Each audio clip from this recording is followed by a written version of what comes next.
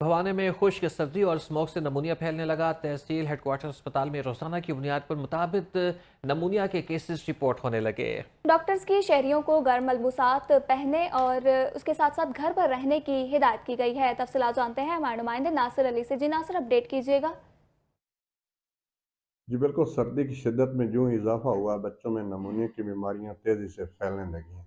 तहसील headquarter Bawana में 15 से 14 बच्चे जो हैं रोज़ाना की बिना पर लाए जाते हैं, जिनका इलाज भी किया जाता है। जो ज़्यादा सीरियस होते हैं उन्हें रेफ़र किया जाता है। इस हवाले से मेरे साथ चाइल्ड स्पेशलिस्ट डॉक्टर मतीन साहब मौजूद हैं, उनसे बात कर लेते हैं। सर बताइएगा, यूं ही सर्दी की शिद्दत में इजाफा हुआ है, सारे बच्चों में नमूनिया की बीमारियां तेज़ी से फैलने लगी, क्या इलाज है और क्या तदबीर है?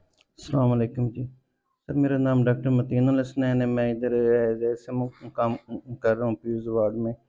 तो आजकल जैसे ही सर्दी शुरू हुई है ना, उसके बाद बच्चों में नमूनिया की रेशो बहुत ज़्यादा हो गई है। हमारे पास डेली तकरीबन इनके 10 से 15 बच्चे आ रहे हैं। उनमें से इनके मोस्टली बच्चे तो हम इधर अपने पास एडमिट कर लेते हैं इनके, और माशाल्लाह वो रिकवर भी हो रहे हैं। लेकिन अगर कोई बच्चा ज़्यादा सीरियस हो, सिक हो, तो उसे हम डीएचक्यू हॉस्पिटल चिन्योट रेफ़र कर देते हैं। इसमें मेन जो वजह है, बच्चों में ना क़ुव्वत मुदाफ़अत कम होती है। बाज़ बच्चे हिफ़ाज़ती इंजेक्शन नहीं लगवाते, या उनमें इनके सर्दी से बचाव के लिए कोई इनकी एहतियाती तदाबीर नहीं की जाती, जिस वजह से उनमें इनकी सर्दी ज़्यादा लगती है। और मोस्टली आजकल स्मोक भी है, स्मोक में वैसे भी सारी इनकी इन्फेक्टेड चीज़ें होती हैं।